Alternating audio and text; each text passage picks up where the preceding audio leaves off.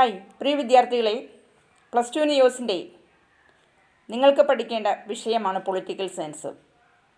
Political സയൻസിൻ്റെ, സോഷ്യോളജിയുടെ, അങ്ങനെ ഓരോ വിഷയങ്ങളുടെയും ക്ലാസ്സുകൾ ഞങ്ങൾ അമൃതം എഡ്യൂക്കേഷൻ സെൻറ്റർ പൂച്ചാക്കൽ നിങ്ങളിലേക്ക് എത്തിക്കുവാൻ ശ്രമിക്കുകയാണ്. അമൃതം എഡ്യൂക്കേഷൻ സെൻറ്ററിൻ്റെ സ്വന്തം ടീച്ചർ ശശികല. ഞാനാണ് ഈ ക്ലാസ് നിങ്ങളിലേക്ക് എത്തിക്കുവാനായിട്ട് ശ്രമിക്കുന്നത്. എൻ്റെ ബ്ലോഗിലൂടെ വിവിധ ക്ലാസ്സുകളിലേക്കുള്ള വിഷയങ്ങൾ ഓരോന്നും നിങ്ങൾക്ക് ലഭ്യമാക്കുവാനൊരു പരിശ്രമമാണ്. ആ ഒരു എളിയ പരിശ്രമത്തിൻ്റെ ഭാഗമാണ് പൊളിറ്റിക്കൽ സയൻസിൻ്റെ ചെറിയൊരു ഭാഗം ഞാൻ വീഡിയോ ഇട്ടിരുന്നു. +2 NIOSന് പഠിക്കുന്ന കുട്ടികൾക്ക് ഗുണകരമാവാൻ വേണ്ടിയിട്ട് ചെയ്യുന്ന ഒരു ചെറിയ എഫർട്ടാണിത്. നിങ്ങൾക്ക് പൊളിറ്റിക്കൽ സയൻസിൻ്റെ ഭാഗമായിട്ട് മൊഡ്യൂൾ 2 പറയുന്നത് കോൺസ്റ്റിറ്റ്യൂഷനെ സംബന്ധിച്ചാണ്. Preamble and the salient features of constitution of India, അതായത് ഇന്ത്യൻ ഭരണഘടനയുടെ ആമുഖവും അതുപോലെ ഭരണഘടനയുടെ പ്രത്യേകതകളും എന്നുള്ളതാണ് നമ്മളുടെ ചാപ്റ്റർ നെയിം. അപ്പോൾ ഈ ചാപ്റ്ററിൻ്റെ കാര്യങ്ങൾ ഞാൻ നിങ്ങളിലേക്ക് എത്തിക്കുവാനായിട്ട് ശ്രമിക്കാം. The constitution of India was framed by the constituent assembly. അപ്പോൾ ഇന്ത്യൻ കോൺസ്റ്റിറ്റ്യൂഷന് രൂപം കൊടുത്തത് ആരാലാണ്? കോൺസ്റ്റിറ്റ്യൂവൻ്റ് അസംബ്ലിയിലാണ്. Okay, this assembly was an indirectly elected body. ഇൻഡയറക്റ്റായിട്ട് തിരഞ്ഞെടുക്കപ്പെട്ട ഒരു സമിതിയാണ് ഈ ഒരു അസംബ്ലി. It had laid down certain ideals included in the constitution. അതായത് ഈ സമിതി ഒരു ഭരണഘടന എങ്ങനെയായിരിക്കണം എന്നുള്ളതിനെ സംബന്ധിച്ച് ചില ആശയങ്ങളെല്ലാം തന്നെ മുന്നോട്ട് വെച്ചിട്ടുണ്ട്. ഈ ആശയങ്ങളിൽ പ്രധാനമായിട്ടും ഡെമോക്രസിയിൽ അധിഷ്ഠിതമായിട്ടുള്ള ആശയങ്ങളാണ്. These ideals included commitment to democracy, guarantee to all people of India. ഇന്ത്യയിലെ ഇന്ത്യൻ ജനതയ്ക്ക് എല്ലാവർക്കും ഒരേപോലെ അവകാശവും അധികാരവും ഉറപ്പുവരുത്തുന്നതാണ്. നീതിയും സാമൂഹ്യ സുരക്ഷിതവും ഈക്വാലിറ്റിയും സ്വാതന്ത്ര്യവും എല്ലാം ഉറപ്പുവരുത്തുന്ന തരത്തിലുള്ള ആശയങ്ങളാണ് ഈ സമിതി കോൺസ്റ്റിറ്റ്യൂഷനിലൂടെ മുന്നോട്ട് വച്ചിരിക്കുന്നത്. It had also proclaimed that India will be a sovereign democratic republic. ഈ സമിതിയിൽ മുന്നോട്ട് വയ്ക്കുന്ന കോൺസ്റ്റിറ്റ്യൂഷനെ സംബന്ധിച്ച് മുന്നോട്ട് വയ്ക്കുന്ന ഐഡിയോളജിയിൽ ഏറ്റവും പ്രധാനപ്പെട്ടതാണ് ഇന്ത്യ എന്നത് ഒരു പരമാധികാര, അതേപോലെ തന്നെ ഒരു ജനാധിപത്യ റിപ്പബ്ലിക് രാജ്യമാണ്. ഇന്ത്യ വിൽ ബി, അപ്പോൾ ഇന്ത്യ എന്ന രാജ്യം ഇങ്ങനെയായിരിക്കും. സോവറിനിറ്റി, ഡെമോക്രസി, റിപ്പബ്ലിക്, ഇതെല്ലാം ഇന്ത്യയുടെ പ്രത്യേകതയായി മാറുമെന്നത് ആ ഒരു സമിതി അവർ ഐഡിയാസ് പ്രൊവൈഡ് ചെയ്തപ്പോഴേക്കും കോൺസ്റ്റിറ്റ്യൂൻ്റ് അസംബ്ലി എഴുതി വെച്ച ഭരണഘടനാപരമായ ആശയങ്ങളിൽ അവർ പ്രൊവൈഡ് ചെയ്തിട്ടുണ്ട്. Okay, the constitution of India begins with a preamble. Indian constitution തുടങ്ങുന്നത്, അതിൻ്റെ ആരംഭം ഒരു പ്രിയാമ്പിളിനോട് കൂടിയാണ്, ഒരു ആമുഖത്തോടു കൂടിയാണ്. പ്രിയാമ്പിൾ എന്താണ്? ആമുഖം. എന്താണ് ആമുഖത്തിലുള്ളത്? The preamble contains the ideals, the objectives and the basic principles of the constitution. Indian ഭരണഘടനയുടെ ആദർശങ്ങൾ, ലക്ഷ്യങ്ങൾ, അടിസ്ഥാനപരമായ തത്വങ്ങൾ, ഇതെല്ലാമാണ് അതിനകത്ത് ഉൾപ്പെടുത്തിയിരിക്കുന്നത്. ഇന്ത്യൻ കോൺസ്റ്റിറ്റ്യൂഷൻ്റെ എടുത്തു പറയത്തക്കതായ സവിശേഷതകൾ എന്താണ്? It have involved directly and indirectly from these objectives which flow from the preamble.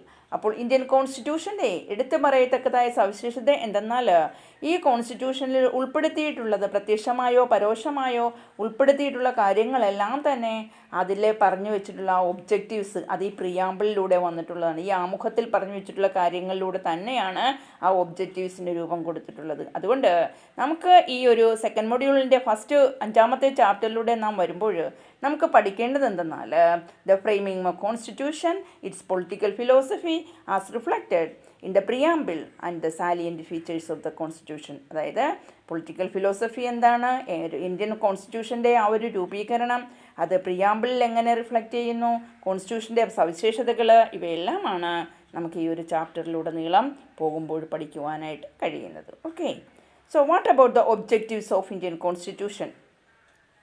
Then recognize the significance of the constitution as the fundamental law of the land.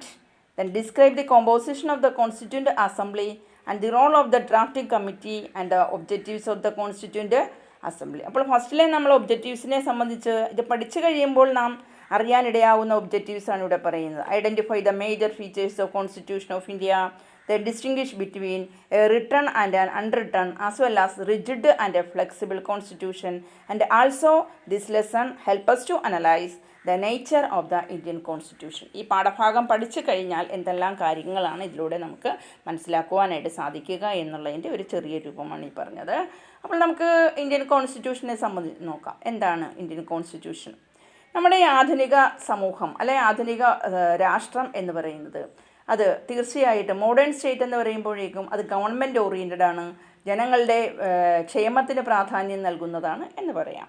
The modern state is considered to be a state for the welfare of the people. It is therefore suggested that it should have a government of a particular form with appropriate powers and functions. അപ്പോൾ modern state ആധുനിക രാഷ്ട്രം എന്ന് പറയുന്നത് ക്ഷേമരാഷ്ട്രമാണ്. ആ ക്ഷേമരാഷ്ട്രം എന്ന് പറയുമ്പോൾ ജനങ്ങൾക്ക് വേണ്ടി നിലകൊള്ളുന്നതാണ്. അതുകൊണ്ട് തന്നെ ഇവിടെ പറയപ്പെടുന്നത് എന്തെന്നാൽ ഗവൺമെൻറ് അതൊരു പ്രത്യേക സംവിധാനത്തിന് കീഴിൽ പ്രത്യേക അധികാരങ്ങളോടും ചുമതലകളോടും കർത്തവ്യങ്ങളോടും കൂടി നിലനിൽക്കുന്ന ഒരു വെൽഫെയർ സ്റ്റേറ്റാണ് ഇന്നത്തെ ആധുനിക സ്റ്റേറ്റ് എന്ന് അല്ലെങ്കിൽ ആധുനിക രാഷ്ട്രം എന്ന് നമുക്ക് പറയാൻ പറ്റും അല്ലേ. So here the laws and the rules which describe the form of the government. അപ്പോൾ ഒരു ഗവൺമെൻറ് എന്താണ്, ഒരു ഗവൺമെൻറ് എന്താണ് ചെയ്യേണ്ടത്, ഗവൺമെൻറ് എങ്ങനെയാണ് ഭരിക്കേണ്ടത് എന്നുള്ളതിനെ സംബന്ധിച്ച് ഭരണഘടനാപരമായിട്ട് എന്തുണ്ട്, നിയമങ്ങളുണ്ട്. അപ്പോൾ ലോസ് ആൻഡ് റൂൾസ് ഇവിടെയുണ്ട്, നിയമങ്ങളും നിർദ്ദേശക തത്വങ്ങളുമുണ്ട്. ഈ നിർദ്ദേശക തത്വങ്ങളുടെയൊക്കെ അടിസ്ഥാനത്തിൽ നിന്ന് വേണം ഇവർക്ക് പ്രവർത്തിക്കാൻ.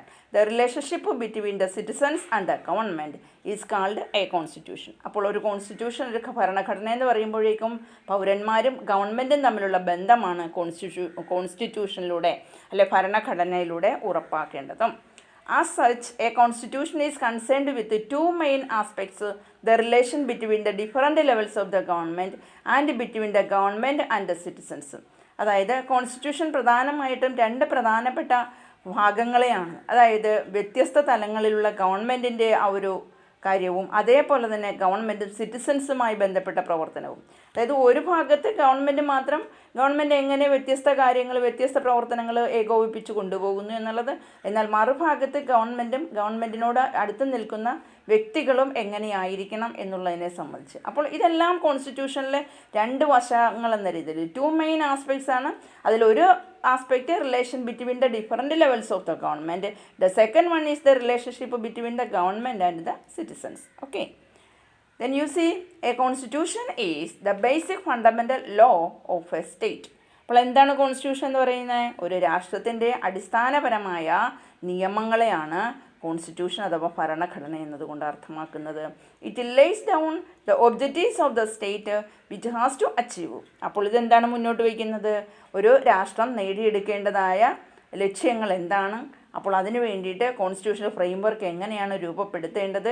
അപ്പോൾ അങ്ങനെ അതിന് വേണ്ടിയിട്ട് വിവിധ സ്ട്രക്ചേഴ്സ്, അതിൻ്റെ ഓർഗൻസ്, അതേപോലെ തന്നെ ഇൻസ്റ്റിറ്റ്യൂഷൻസ്, അത് ഗവൺമെൻറ്റിൻ്റെ വ്യത്യസ്ത തലങ്ങളിൽ എങ്ങനെയാണ് ചിട്ടപ്പെടുത്തി പ്രവർത്തിക്കേണ്ടത് എന്നുള്ളതെല്ലാമാണ്.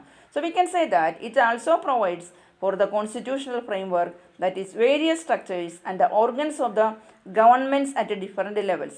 In addition, it describes the rights and duties of the citizens. മാത്രമല്ല ഭരണഘടനയിൽ വിവരിക്കുന്ന മറ്റു കാര്യങ്ങൾ എന്തൊക്കെയാണ്? അവകാശങ്ങൾ, കർത്തവ്യങ്ങൾ, വ്യക്തികളുടെ, അതായത് നമ്മുടെ രാജ്യത്തിലുള്ള പൗരന്മാരുടെ അധികാരങ്ങൾ, അവകാശങ്ങൾ, കർത്തവ്യങ്ങൾ, ഇതെല്ലാം അതിൽ വിശദമാക്കുന്നുണ്ട്. It is therefore considered to be the basis for the governance of the country, both in terms of goals and objectives and also their structures and functions. അപ്പോൾ ഇന്ത്യൻ ഭരണഘടന, ഒരു രാജ്യത്തിൻ്റെ ഭരണഘടന എന്നത് യഥാർത്ഥത്തിൽ ആ രാജ്യത്തിൻ്റെ ഭരണത്തിന് വേണ്ടിയുള്ള ഒരു അടിത്തറയാണ്, ആ രാജ്യത്തിൻ്റെ തന്നെ ഒരു അടിത്തറയാണ്. അത് ഏതിൻ്റെ അടിസ്ഥാനത്തിൽ? ആ രാജ്യത്തിൻ്റെ ലക്ഷ്യങ്ങളും അതിൻ്റെ കർത്തവ്യങ്ങളും അതിൻ്റെ ഘടനാപരമായിട്ടുള്ള ചുമതലകളും എല്ലാം നിർവഹിക്കുമ്പോൾ ആ നിർവഹണത്തിന് വേണ്ടിയുള്ള ഒരു അടിത്തറയാണ് ആ രാജ്യത്തിൻ്റെ ഭരണഘടന എന്ന് നമുക്ക് പറയാം. ഓക്കെ, ദെൻ കോൺസ്റ്റിറ്റ്യൂൻ്റ് അസംബ്ലിയാണ് അടുത്തത്. ഇന്ത്യൻ കോൺസ്റ്റിറ്റ്യൂഷൻ രൂപപ്പെടുത്തിയത് കോൺസ്റ്റിറ്റ്യൂൻ്റ് അസംബ്ലിയാണെന്ന് പറഞ്ഞുവല്ലോ. ഈ അസംബ്ലി നിലവിൽ വന്നത് 1946. ഏത് കോൺസ്റ്റിറ്റ്യൂൻ്റ് അസംബ്ലി ഇന്ത്യയിൽ നിലവിൽ വന്നതെന്ന് 1946. കോൺസ്റ്റിറ്റ്യൂൻ്റ് അസംബ്ലിയിലെ മെമ്പേഴ്സ് നേരിട്ട് ഇലക്ട് ചെയ്യപ്പെടുന്നത് എക്സിസ്റ്റിംഗ് പ്രൊവിൻഷ്യൽ അസംബ്ലീസിൽ ആയിരിക്കും. അതായത് the members of the constituent assembly were indirectly elected. അവരെ പരോക്ഷമായിട്ടാണ് തിരഞ്ഞെടുക്കുന്നത്. ആരല്ല തിരഞ്ഞെടുക്കുക? By the members of existing provincial assemblies. അതായത് നിലവിലുള്ള പ്രൊവിൻഷ്യൽ അസംബ്ലീസിലുള്ള അംഗങ്ങളാണ് പരോക്ഷമായിട്ട് കോൺസ്റ്റിറ്റ്യൂൻ്റ് അസംബ്ലിയിലെ അംഗങ്ങളെ തിരഞ്ഞെടുക്കുക. In addition there are members nominated by the rulers of the princely states. ഭരിക്കുന്ന സംസ്ഥാനങ്ങളിൽ നിന്നുള്ള അംഗങ്ങളുടെ, അതായത് നിലവിലുള്ള സംസ്ഥാനങ്ങൾ, ഇന്ത്യയിലെ സംസ്ഥാനങ്ങളിൽ നിന്നുള്ള ഭരണകർത്താക്കളെ നോമിനേറ്റ് ചെയ്യുന്നുണ്ട്. അപ്പോൾ ഇങ്ങനെയും അതിൽ അംഗങ്ങളായിട്ട് വരുന്നുണ്ട്. In addition there were members nominated by the rulers of the princely states. Rulers of princely states nominate ചെയ്യുന്ന അംഗങ്ങളും ഇതിൻ്റെ അംഗങ്ങളായിട്ട് വരാം. With independence of India the constituent assembly became a fully sovereign body.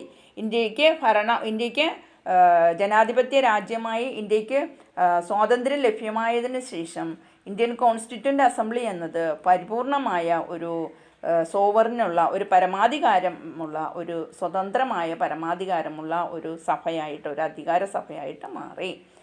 Then the Constituent Assembly following the partition of the country in 1947, India വിഭജനം നടന്നു.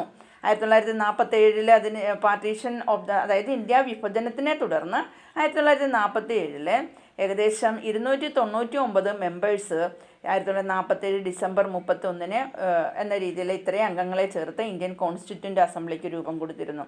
So the sentence the constituent assembly following the partition of the country in 1947 consisted of 299 members as on 31st December 1947. Of these, 229 members, 229 members were elected by the provincial assemblies. അവരെ provincial assemblies elect ചെയ്തു. ബാക്കിയുള്ളവർ members എങ്ങനെയായിരുന്നു? Rest were nominated by the rulers of the princely states. അവരെ നാമനിർദ്ദേശം ചെയ്യപ്പെട്ട ബാക്കി അംഗങ്ങളായിരുന്നു. Majority of the members of the constituent assembly belonged to the Congress party. Constituent അസംബ്ലിയിലെ ഭൂരിഭാഗം അംഗങ്ങളും കോൺഗ്രസ് പാർട്ടിയിൽ നിന്നും ഉള്ളതായിരുന്നു. All prominent leaders of the freedom movement were members of the assembly. അപ്പോൾ അസംബ്ലിയിലെ മെമ്പേഴ്സ് എന്ന രീതിയിൽ ഫ്രീഡം മൂവ്മെൻറ്റിൽ പങ്കെടുത്തിരുന്ന എല്ലാ പ്രമുഖ നേതാക്കന്മാരും അതിനകത്ത് ഉൾപ്പെട്ടിരുന്നു എന്നതാണ്. പ്രിൻസിലി സ്റ്റേറ്റ്സ് എന്ന് പറയുമ്പോൾ അതിനെപ്പറ്റി പറഞ്ഞാൽ during the British rule there were about 560 areas which were not directly under the control of the British. അതായത് രാജാക്കന്മാരുടെ കീഴിലുള്ള ചില സംസ്ഥാനങ്ങൾ ഉണ്ടായിരുന്നു ബ്രിട്ടീഷ് ഭരണകാലത്ത്. അപ്പോൾ ആ കാലഘട്ടത്തിൽ 560 പ്രദേശങ്ങളാണ് ഇവർക്ക് നേരിട്ട് ഭരിക്കുവാൻ നിയന്ത്രണം ഉണ്ടാകാതിരുന്നത്. ആർക്കാണ്? ബ്രിട്ടീഷുകാർക്ക്. അപ്പോൾ ഈ princely states these were the kingdoms or റിയാസത്ത് under Indian rulers or princes. അപ്പോൾ ഈ പ്രദേശങ്ങൾ എന്ന് പറഞ്ഞാൽ രാജാക്കന്മാരുടെ കീഴിലുള്ളതാണ്, അല്ലെങ്കിൽ അതിനെ റിയാസത്ത് എന്നാ പറയുക. ഇന്ത്യൻ റൂളേഴ്സിൻ്റെ അല്ലെങ്കിൽ പ്രിൻസിലി സ്റ്റേറ്റ് എന്ന രീതിയിൽ അറിയപ്പെട്ടിരുന്നു. അപ്പോൾ ദ നെയിം പ്രിൻസിലി സ്റ്റേറ്റ്. അപ്പോൾ അങ്ങനെ ഇതിൽ ഉൾപ്പെടാതിരുന്നതെന്ന് പറഞ്ഞാൽ വളരെ കുറച്ചും കാശ്മീർ, പട്യാല, ഹൈദരാബാദ്, മൈസൂർ, ബറോഡ ഇവയെല്ലാം തന്നെ കുറച്ച് പേരുകൾ മാത്രമായിട്ട് എടുത്തു പറയുന്ന പ്രിൻസിലി സ്റ്റേറ്റ്സ് ആണ്. പ്രിൻസിലി സ്റ്റേറ്റ് അല്ലാത്തതല്ല കേട്ടോ, സോറി. പ്രിൻസിലി സ്റ്റേറ്റിൽ ഉൾപ്പെടുന്ന ചില പേരുകളാണ് ഇവയാണ്. ഏതൊക്കെയാണ്? The name a few Kashmir, Patiala, Hyderabad, Mysore, Baroda were some of the princely states. അപ്പോൾ ഇങ്ങനെ അത്തരത്തിലൊരു സംവിധാനം ഈ ബ്രിട്ടീഷ് ഭരണകാലത്ത് ഉണ്ടായിരുന്നു. അവർക്ക് നേരിട്ട് ഭരണം നടത്താൻ പറ്റാതെ പോയിരുന്ന ചില പ്രദേശങ്ങളായിരുന്നു അത്. രാജാക്കന്മാരുടെ അധീനതയിൽ ഉള്ള പ്രദേശങ്ങളായിരുന്നു. ആ കിങ്ഡംസ് അതിനെ മറ്റൊരു പേരിൽ അറിയപ്പെട്ടിരുന്നു, റിയാസത്ത് എന്നാണ് അറിയപ്പെടുന്നത്. അത് ഇന്ത്യൻ റൂളേഴ്സിൻ്റെ അഥവാ പ്രിൻസസിൻ്റെ കീഴിൽ ആയിരുന്നു എന്നുള്ളതാണ്. That is about princely states. Okay. Then working of the constituent assembly. Constituent അസംബ്ലിയുടെ പ്രവർത്തനം എങ്ങനെയാണ്? കോൺസ്റ്റിറ്റ്യൂൻ്റ് അസംബ്ലിക്ക് ഒരു ചെയർമാൻ ഉണ്ടായിരിക്കും. അതിന് പ്രസിഡൻ്റാണ്. President of the assembly doctor Rajendra പ്രസാദാണ്. അദ്ദേഹത്തെയാണ് അസംബ്ലിയുടെ പ്രസിഡൻ്റായിട്ട് തിരഞ്ഞെടുത്തിരുന്നത്. അപ്പോൾ അസംബ്ലിയുടെ പ്രസിഡൻ്റായിട്ട് അദ്ദേഹത്തെ തിരഞ്ഞെടുത്തു. അതിനോടൊപ്പം തന്നെ ആ അസംബ്ലി വർക്ക് ചെയ്തിരുന്നത്, അതായത് ഒരു പറ്റം ലാർജ് നമ്പർ ഓഫ് കമ്മിറ്റീസും സബ് കമ്മിറ്റീസിൻ്റെയും സഹായത്തോടു കൂടിയാണ് ആ കമ്മിറ്റി പ്രവർത്തിച്ച് പോന്നിരുന്നത് എന്നതാണ് എടുത്തു പറയുന്നത്. അപ്പോൾ ആ സബ് കമ്മിറ്റിയുടെ പ്രവർത്തനം അത് തീർച്ചയായിട്ടും ആ കമ്മിറ്റിയിൽ പറയപ്പെടുന്നത് the committee were of 2 types. എന്തൊക്കെയാണ് 2 types? The sentence the constituent assembly was chaired by the president of the assembly. Doctor Rajendra Prasad was elected the president of the assembly, and the assembly worked with the help of a large number of committees and subcommittees. The committees were of 2 types. ആ കമ്മിറ്റിയിൽ 2 തരം കമ്മിറ്റിയാണ് അതിനകത്ത് ഉണ്ടായിരുന്നത്. ആ 2 തരം committee എന്ന് പറയുമ്പോഴേക്കും one relating matters concerning with the procedures and second one concerning important issues. In addition, there was an advisory committee primarily advised from outside. അപ്പോൾ ഇങ്ങനെ ആ ഉപദേശക സമിതിയിൽ നിന്നും പുറത്തുനിന്നുണ്ടായിരുന്നു, ഉള്ളിൽ തന്നെ 2 തരം കമ്മിറ്റി ഉണ്ടായിരുന്നു. The most important committee was the drafting committee. ഏറ്റവും പ്രധാനപ്പെട്ട കമ്മിറ്റിയാണ് ഡ്രാഫ്റ്റിംഗ് കമ്മിറ്റിയാണ്. ആ ഡ്രാഫ്റ്റിംഗ് കമ്മിറ്റിക്ക് doctor B.R. Ambedkar was the first chairman of the drafting committee. The task of the committee was to prepare the draft of the constitution. ഈ drafting കമ്മിറ്റിയുടെ ഏറ്റവും പ്രധാനപ്പെട്ട ജോലി എന്താണ്? ഇന്ത്യൻ ഭരണഘടനയ്ക്ക് ഒരു രൂപരേഖ ഉണ്ടാക്കുക എന്നുള്ളതായിരുന്നു. The constituent assembly met four 166 days spread over A period of 2 years, 11 months and 18 days. അതായത് കോൺസ്റ്റിറ്റ്യൂൻ്റ് അസംബ്ലിയിൽ ഇവർ ഡ്രാഫ്റ്റിംഗ് കമ്മിറ്റിയിൽ ഇരുന്ന ആൾക്കാർ 166 ദിവസം ഇരുന്നു. അതായത് 2 വർഷവും 11 മാസവും 18 ദിവസവും ഇരുന്നിട്ടാണ് ഈ ഇന്ത്യൻ ഭരണഘടനയ്ക്ക് ഒരു രൂപരേഖ തയ്യാറാക്കുവാൻ ഇവർക്ക് സാധിച്ചത്. The procedures followed in the assembly was similar that which is followed in legislature. ലെജിസ്ലേച്ചറിൽ പിന്തുടർന്ന് പോന്നിരുന്ന അതേ നടപടിക്രമങ്ങൾ തന്നെയായിരുന്നു ഇവർ അസംബ്ലിയിൽ ഇതിന് വേണ്ടിയിട്ട് ഈ ഡ്രാഫ്റ്റിംഗ് കമ്മിറ്റിയിലെ അതിൻ്റെ ഭരണഘടനയ്ക്ക് രൂപരേഖ കൊടുക്കുവാനായിട്ട് ഇവർ പിന്തുടർന്നത്. അപ്പോൾ ഇങ്ങനെ കോൺസ്റ്റിറ്റ്യൂൻ്റ് അസംബ്ലിയിലെ ലീഡേഴ്സ് എന്ന് പറയുമ്പോൾ തികച്ചും വളരെ കോൺഷ്യസ് ആയിരുന്നു. The need of the our general agreement on different issues and principles. അത് പൊതുവായിട്ടുണ്ടാകുന്ന ചില പ്രശ്നങ്ങൾ, ചില താത്വികമായിട്ടുള്ള കാര്യങ്ങൾ, ഇതിനെപ്പറ്റിയെല്ലാം പരസ്പരം ചർച്ച ചെയ്ത് ഒരുപാട് കൂടിയിരിപ്പുകൾ നടത്തി ഒരുപാട് എഫർട്ട് എടുത്തു. എന്നിട്ടാണ് അവർ ഇത്തരത്തിലൊരു രൂപരേഖയിലേക്ക് ഭരണഘടനയുടേതായ ആ ഒരു തരത്തിലേക്ക് അവർക്ക് എത്തിച്ചേരുവാനായിട്ട് സാധിച്ചത്. അപ്പോൾ അങ്ങനെ ബൗദ്ധികമായ തലങ്ങളിലുള്ള പ്രവർത്തനത്തിൻ്റെ പരിണിത ഫലമായിട്ട് നേടിയെടുക്കാൻ സാധിച്ചതാണ് നമ്മളുടെ ഇന്ത്യൻ കോൺസ്റ്റിറ്റ്യൂഷൻ്റെ ആ ഒരു മാതൃക എന്ന് പറയുക. ആ മാതൃക നമുക്ക് നൽകുവാൻ വേണ്ടി പ്രയത്നിച്ചവരിൽ ഏറ്റവും പ്രമുഖരായിട്ടുള്ള ആൾക്കാരായിരുന്നു ഡോക്ടർ രാജേന്ദ്ര പ്രസാദ്. അതേപോലെ തന്നെ അദ്ദേഹം പ്രസിഡൻറ്റ് ഓഫ് കോൺസ്റ്റിറ്റ്യൂൻ്റ് അസംബ്ലി എന്ന രീതിയിൽ പ്രമുഖത നേടി. അതേപോലെ തന്നെ ഡോക്ടർ B.R. അംബേദ്കർ, അദ്ദേഹമാണ് നമ്മളുടെ ഇന്ത്യൻ കോൺസ്റ്റിറ്റ്യൂഷൻ്റെ ഡ്രാഫ്റ്റിംഗ് കമ്മിറ്റിയുടെ ചെയർമാനായിട്ട് പ്രവർത്തിച്ചിരുന്നത്. ഓക്കെ, അപ്പോൾ ഇതാണ് ഈ ഒരു ഭാഗത്ത് നിന്നും നിങ്ങൾക്ക് മനസ്സിലാകുന്ന ആശയങ്ങൾ. അപ്പോൾ ഈ ഒരു ഭാഗം ഇവിടെ വൈൻഡപ്പ് ചെയ്യുകയാണ്. ഇതിനെ തുടർന്നുള്ള അടുത്തൊരു ഭാഗത്ത് നിങ്ങൾക്ക് അടുത്തൊരു വീഡിയോയിലൂടെ നിങ്ങൾക്ക് പ്രൊവൈഡ് ചെയ്യാം. ഓക്കെ, വീഡിയോ ലൈക്ക് ചെയ്യുക, സബ്സ്ക്രൈബ് ചെയ്യുക പുതുതായിട്ട് കേൾക്കുന്ന സ്റ്റുഡൻസ്. അതേപോലെ തന്നെ കമൻറ്റ് ചെയ്യുവാനായിട്ട് പ്രത്യേകം ശ്രദ്ധിക്കുക. Okay, thank